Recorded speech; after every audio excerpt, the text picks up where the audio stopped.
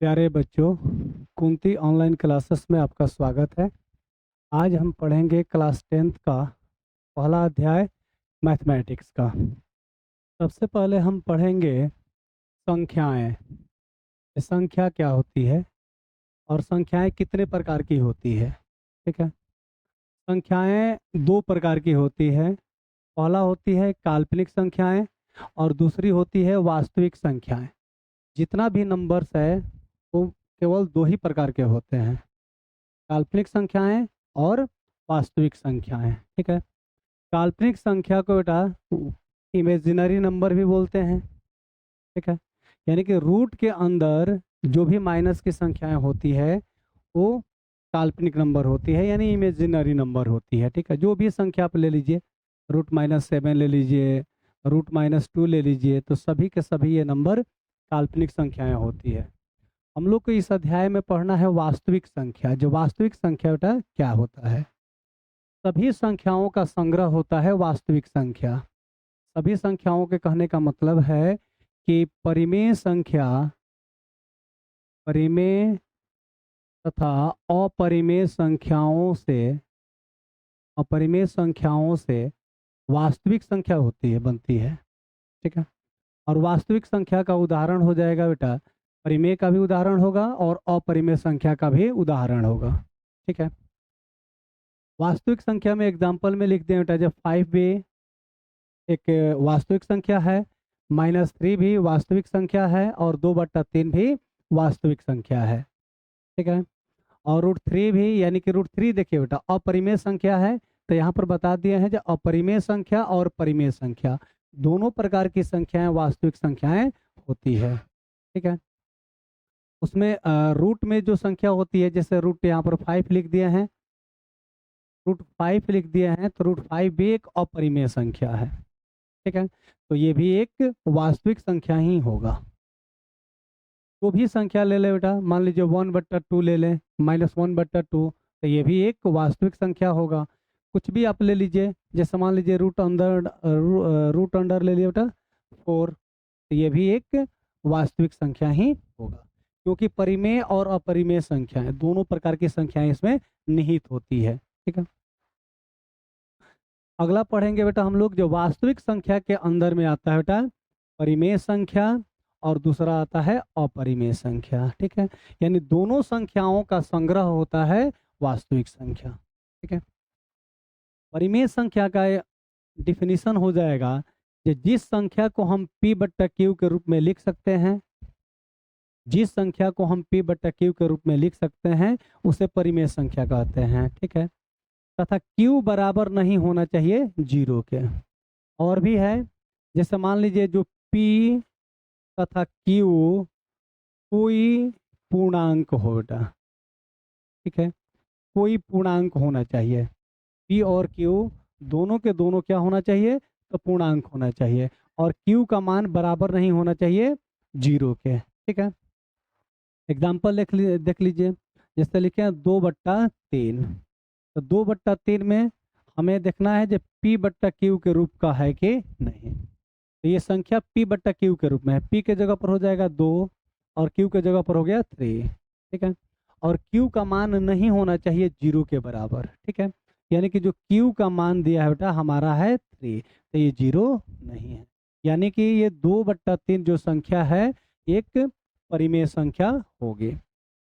उसी प्रकार से 4/7 भी परिमेय संख्या है बेटा, 5/8 भी परिमेय संख्या है और 0 भी परिमेय संख्या है। ठीक है। इसको देख लीजिए, 0 को हम 0/1 भी लिख सकते हैं, इसका मतलब होता है 0। तो इसको भी हम p/q के रूप में लिख दिए, p/q। और q का मान जो है बेटा देखिए 0 नहीं आया, यानी कि जो हमारा डिफिनीशन था वो बिल्कुल परफेक्ट इस पर लग रहा है। ठीक है। इसलिए ये भी क्या बेटा 0 एक परिमेय संख्या है और भी परिमेय संख्या है। p/q देखना है हमें, तो 4/1 कर देते हैं। इसमें p हो जाएगा 4 और q हो जाएगा आपका 1। ठीक है। और q का मान देख लीजिए 0 नहीं है यहाँ पर। q का मान क्या है? q का मान है हमारा 1, यानी कि 0 नहीं हुआ। यानी कि ये भी एक क्या हो गया परिमेय संख्या हो गया। ठीक है, और भी एग्जाम्पल ले सकते हैं, जैसे ले लेते हैं यहाँ पर ले लेते हैं, जैसे √4 ले लेते हैं।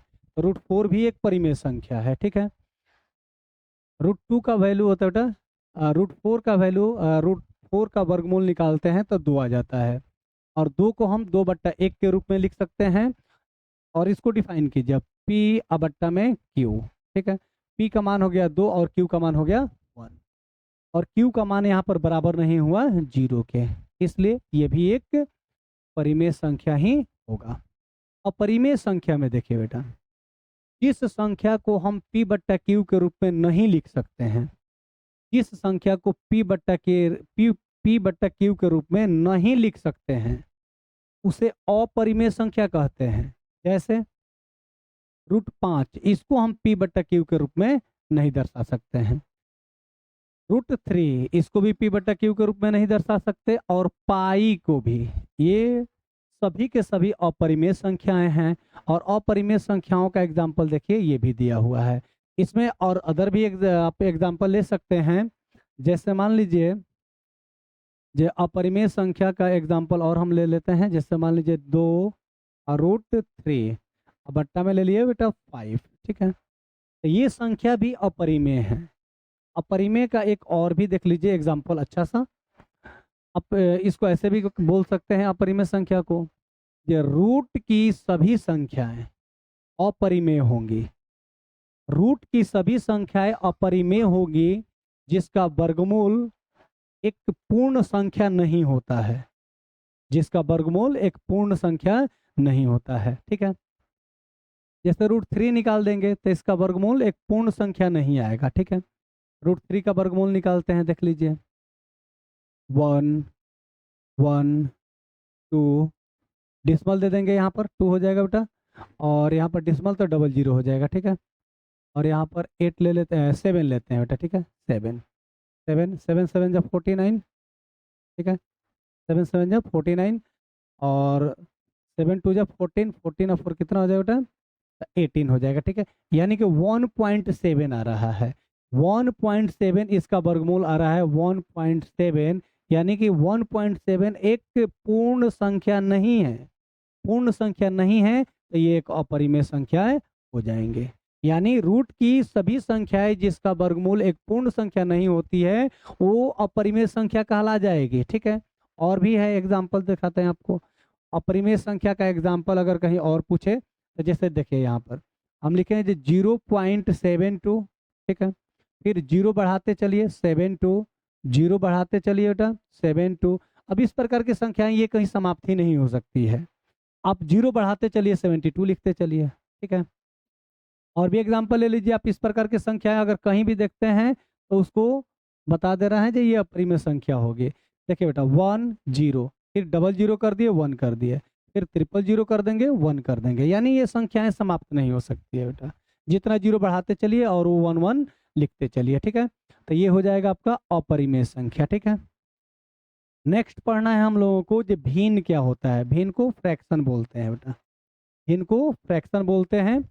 यानी कि भिन्न का मतलब होता है बेटा जिस संख्या को P/Q के रूप में दर्शा सकते हैं और Q का मान नहीं हो 0, 0 भी नहीं होना चाहिए और 1 भी नहीं होना चाहिए। 1 हो जाएगा यानी कि वो भिन्न में होगा ही नहीं, समझिए ना। यानी कि भिन्न का डिफिनेशन जिस संख्या को आप P/Q के रूप में दर्शा सकते हैं तथा Q का मान नहीं होगा 0 और 1 के बराबर, उसे भिन्न संख्या बोलते हैं। यानी P/Q के रूप में हो और Q का मान नहीं होना चाहिए 0 और 1 के, तो उस संख्या को हम लोग भिन्न बोलते हैं, फ्रैक्शन बोलते हैं बेटा। एग्जाम्पल यहाँ पर सामने दिया हुआ है, P/Q के रूप में लिख दिए। ठीक है, और Q का जो मान है बेटा ना हमारा 0 आया और नहीं 1 आया, यानी कि ये संख्या क्या हो जाएगी बेटा, भिन्न हो जाएगी। ठीक है, जो भी एग्जाम्पल आप ले लीजिए, 2/5 ले लीजिए, 8/9 ले लीजिए। ठीक है, P/Q और Q का जो मान है बेटा ना हमारा 0 है ना 1 है, यानी कि हमारा जो डिफिनेशन है वो बिल्कुल सही है। ठीक है, अब आ जाता है, यानी हम लोग परिमेय संख्या को बेटा यहाँ पर डाइवर्ट किए होंगे। ठीक है,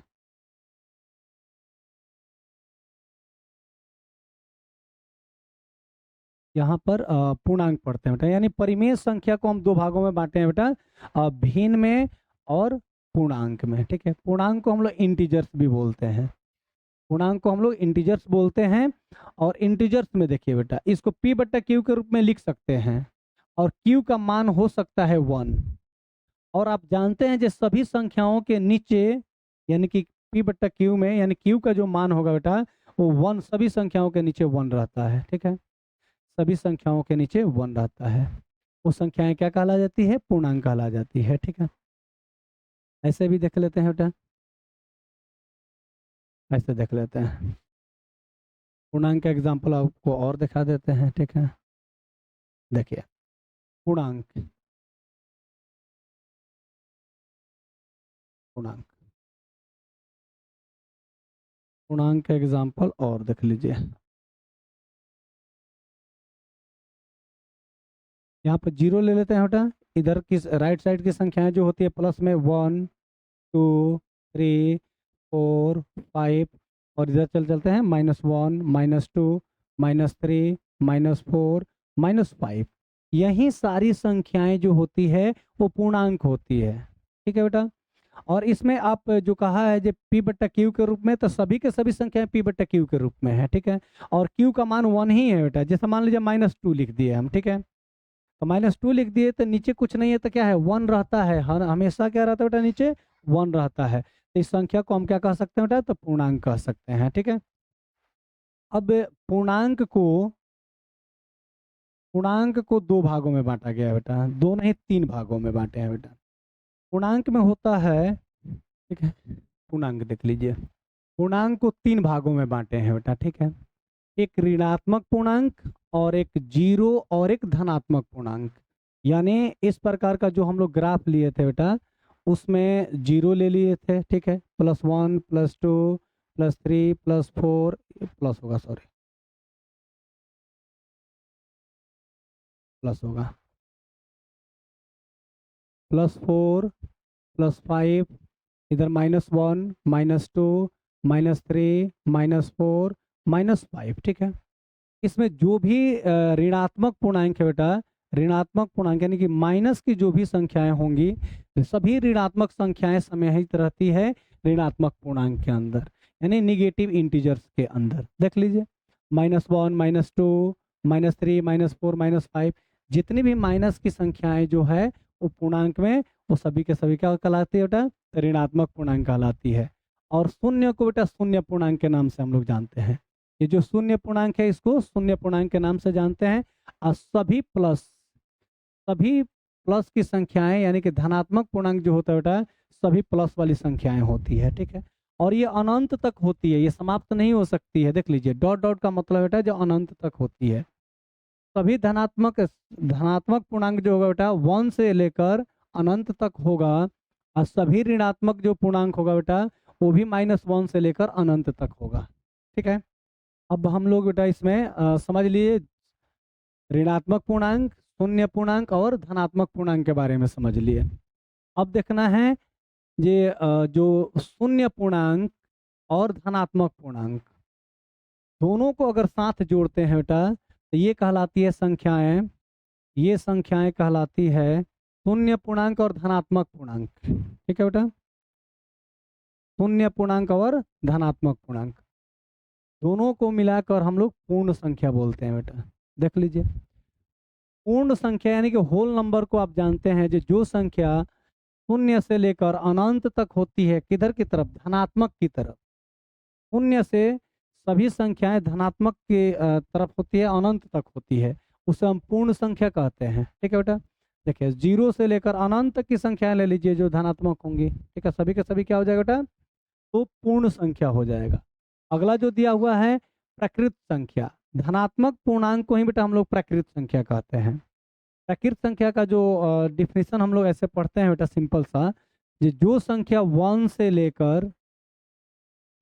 लेकर अनंत तक होती है, अनंत तक होती है, और प्लस में चलना है हमें, माइनस में नहीं चलना। ठीक है, तो सभी संख्याएं सभी संख्या नहीं बेटा, जो संख्या 1 से लेकर अनंत तक होती है धनात्मक की ओर उसे प्रकृत संख्या कहते हैं। और यहाँ पर एग्जाम्पल भी डिफिनीशन भी लिख दिया बेटा। जो प्रकृत संख्या क्या होती है, नेचुरल नंबर क्या होता है बेटा? तो जो संख्या 1 से अनंत तक होती है उसे प्रकृत संख्या कहते हैं। प्राकृत संख्या को n से डिनोट करते हैं बेटा, और प्राकृत संख्या 1 से लेकर अनंत तक होती है। आपसे क्वेश्चन ऐसे पूछ सकता है कि सबसे छोटी प्राकृत संख्या क्या है? सबसे छोटी प्राकृत संख्या क्या है? अब क्या कहिएगा? सबसे छोटी प्राकृत संख्या जो होती है बेटा 1 होती है, क्योंकि प्राकृत संख्या 1 से स्टार्ट होती है। तो सबसे छोटी प्राकृत संख्या क्या हो जाएगी? 1 हो जाएगी। ठीक है। अब पूर्ण संख्या देख लीजिए, होल नंबर जिसको कह रहे थे बेटा, पूर्ण संख्या यानी होल नंबर। जो संख्या 0 से अनंत तक होती है उसे पूर्ण संख्या कहते हैं। जो संख्या 0 से अनंत तक होती है उसे पूर्ण संख्या यानी कि होल नंबर बोलते हैं बेटा, और होल नंबर को W से डिनोट करते हैं। ठीक है, W से डिनोट करते हैं। और देखिए 0 से लेकर सभी धनात्मक संख्याएं जो होती है बेटा उसे ही बोलते हैं हम लोग पूर्ण संख्या बोलते हैं। ठीक है, इसमें भी वैसे ही सेम क्वेश्चन पूछता है बेटा, जो सबसे छोटी सॉरी सबसे छोटी पूर्ण संख्या बताइए। तो सबसे छोटी पूर्ण संख्या क्या होती है बेटा, आप बताइए। सबसे छोटी पूर्ण संख्या क्या होती है? तो 0 होती है, क्योंकि 0 से शुरू हो रही है, यानी कि 0 ही सबसे छोटी पूर्ण संख्या है। ठीक है बेटा, 0 हो जाएगा। नेक्स्ट देखिए, अब चलते हैं हम सम संख्या के लिए। सम संख्या किसे कहते हैं? ठीक है बेटा, सॉरी, सम संख्या किसे कहते हैं? सम संख्या किसे कहते हैं? ठीक है, देखिए सम संख्या को इवन नंबर बोलते हैं। ठीक है, जो संख्या 2 से विभाज्य है, जो संख्या 2 से विभाज्य होती है उसे हम सम संख्या कहते हैं। जो संख्या 2 से विभाज्य होती है यानी कि 2 से कटती है उसे सम संख्या कहते हैं। ठीक है, या ऐसे भी आप कह सकते हैं कि जिस संख्या के अंत में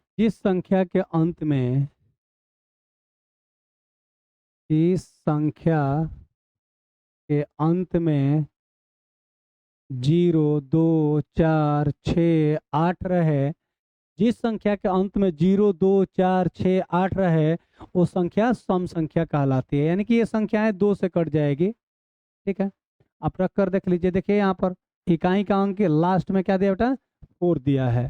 तो जिस संख्या का अंत में 4 रहता है बेटा वो संख्या 2 से कट जाती है, यानी कि 24 यानी कि 24 जो संख्या है बेटा वो 2 से विभाज्य है। ठीक है, यानी कि 68 दिया हुआ है, तो 68 भी एक 68 लास्ट में देख लीजिए, इस नंबर के लास्ट में 8 दिया हुआ है, तो 8 रहता है तब भी संख्या 2 से कट जाती है और वो संख्या 2 से विभाज्य हो जाएगी। ठीक है, जिस संख्या के अंत में रहे बेटा 0, 2, 4, 6, देखिए इस संख्या के लास्ट में 6 है तो ये संख्या 2 से कट जाती है। ठीक है,